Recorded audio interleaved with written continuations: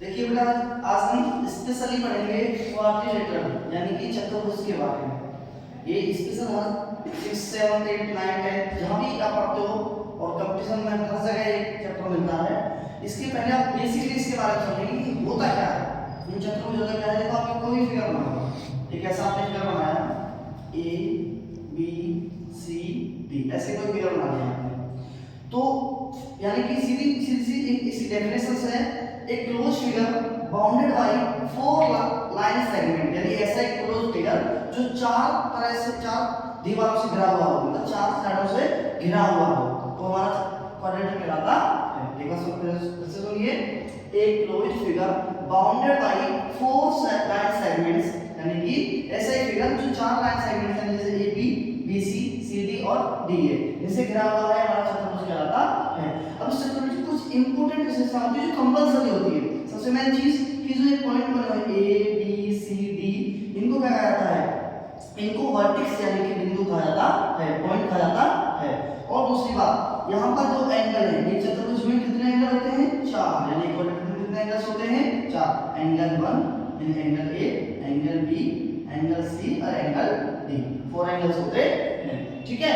और 4 ही साइड्स होती है, A B B C C D और डी है, ठीक है। अब इसके टाइप्स बहुत सारे हैं, लेकिन इसलिए रखना अपोजिट साइड्स के जो पॉइंट्स होते हैं उनको अगर ना दिया जाए, यानी कि डी को बी से और ए को सी से मिलाने पर जो लाइंस बनती हैं, उन लाइंस को हम क्या कहते हैं, उन लाइन सेगमेंट को कहते हैं क्या, डायगोनल्स। क्या कहते हैं, डायगोनल्स।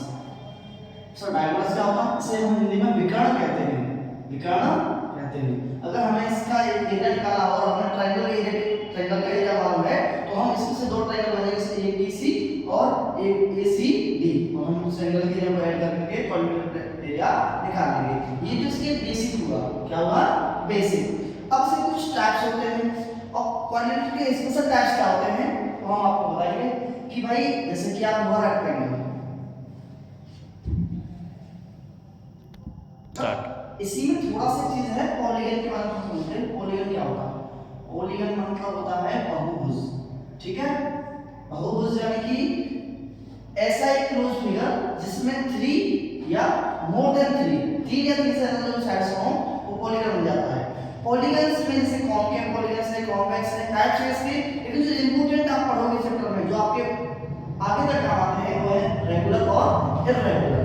दो पॉलीगन्स होते हैं, एक होता है रेगुलर पॉलीगन्स और एक होता है इररेगुलर पॉलीगन्स। सर ये आप पूछोगे सर रेगुलर क्या होता है, यानी कोई ऐसा फिगर जो जैसे कि 3 साइड से क्लोज है तो ट्रायंगल, 4 साइड से तो रेक्टेंगल, 5 से है तो पंचभुज बोलते हैं, इसी प्रकार से चलते रहते हैं। और इररेगुलर मतलब जो साइड थोड़ी टेढ़ी मेढ़ी हो या उस साइड थोड़ा इधर उधर हो जाए, लेकिन है उसी के, किसके, पॉलीगन्स के बारे में। तो हम थोड़ा स्पेशली पढ़ेंगे इस रेक्टेंगल के बारे में और इस पार्ट के बारे में, ठीक। उनके एरिया क्या होता है, पेरीमीटर क्या होता है, वो आप समझेंगे इस वीडियो के अंदर। Exterior angle property of polygon मतलब कि बाहरी एंगल होता है किसी भी पॉलीगन का। जैसे कि हम एक ट्रायंगल लेते हैं, आपने एक ट्रायंगल लिया और हम इस ट्रायंगल की किसी भी एक साइड को, माना कि इस साइड को हम थोड़ा बढ़ा देते हैं, तो ये जो एंगल बनेगा इसकी प्रॉपर्टी कैसे निकालोगे, इस एंगल को कैसे निकाल सकते हो, समझ रहे हो।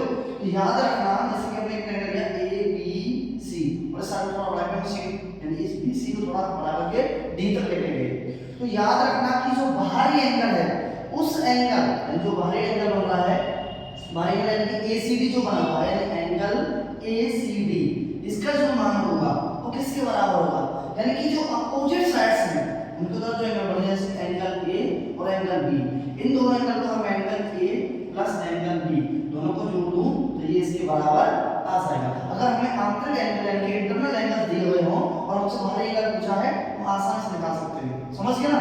तो यानी कि ये होगी exterior angle property of a polygon. Polygon हमने सबसे शुरू लिया एंगल लिया, ठीक है, आगे आप क्वेश्चंस करेंगे तो आराम से समझेंगे, ठीक। एक्सटीरियर एंगल से संबंधित प्रॉपर्टीज हैं, कुछ गुणधर्म है, यानी कुछ भी समझ लो, यानी कि देखो आप क्या समझ रहे हैं कि the sum of the exterior angle of a polygon, यानी कोई भी पॉलीगन हो, चाहे ट्रायंगल हो, क्वाड्रिलेटरल हो, कुछ भी हो, 4 भुजा का हो, 5 का हो, 6 का हो, तो उसके जितने भी बाहरी जो एंगल बनेंगे उन सभी का जो सम होगा वो कितना होगा 360 होगा। कितना होगा 360 होगा। और यानी कि जैसे कि जो है 360 मतलब समझ लो the sum of the exterior angle of a polygon, यानी कि उसके बाहरी जितने भी एंगल्स हैं, जैसे कि मैंने एक फिगर दिया है, ऐसे मैंने इसको ऐसे बनाया, ऐसे करके इसको बढ़ा दिया, ऐसे कर दिया, इसको थोड़ा कम कर दिया, ऐसे कर दिया, इन सब का जो सम होगा वो कितना होगा 360। समझ गए।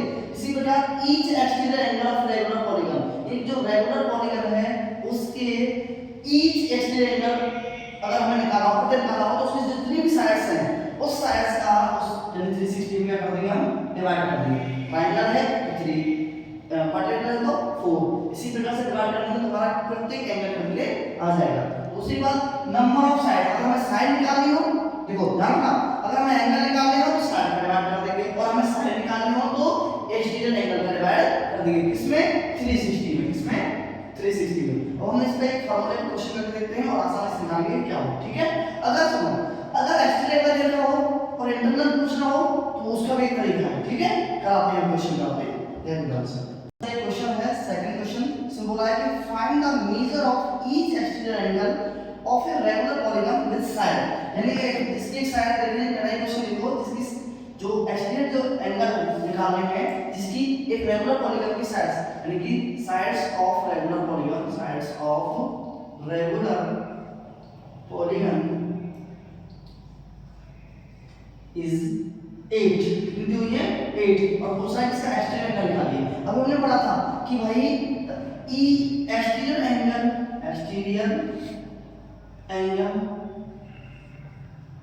ऑफ रेगुलर पॉलीगन इज क्या होता है 360 अपॉन n मतलब साइड्स, मतलब साइड्स। समझ गए ना। तो क्या करेंगे, वही सीधी बात है भाई, हमको 360 में कितना का डिवाइड कर देना है 8 का, क्योंकि साइड इसलिए हमारी 8 डिवाइड कर लो, तो 8 4 जा 34 32 बचे कितने 4, यानी 8 5, यानी प्रत्येक एंगल कितना आ गया हमारा 45 डिग्री। यानी समझ गए मेरी बात को। देखो ध्यान से बोला है कि किसी भी रेगुलर पॉलीगन की एक्सटीरियर एंगल निकालने हैं जिसकी साइड्स दी हुई है 8 दी हुई है। हाँ, हमने पढ़ा था कि exterior angle of regular polygon होता है 360 अपॉन n मींस होता है साइड, यानी 360 में जो जितनी साइड दे रखी है, अगर 8 है तो 8 का डिवाइड करेंगे, 10 है तो 10 का करेंगे, 12 है तो 12 का करेंगे। समझ लो, हमारे पास कितनी थी 8, हमने 8 का डिवाइड किया तो हमारा प्रत्येक एंगल कितना आ गया 45 डिग्री। Clear, done. अब आगे क्वेश्चन खुद अप्लाई। ठीक है, इसी अगला क्वेश्चन है, आपको दूसरा क्वेश्चन है, आपको निकालनी है इसकी 12 साइड कितनी दी हुई है 12, अब 12 साइड है तो सीधी बात है 360 में डिवाइड कर देंगे और आंसर आ जाएगा। ठीक है, ये आपका होमवर्क में करना है, आपका क्वेश्चन दिया हुआ है।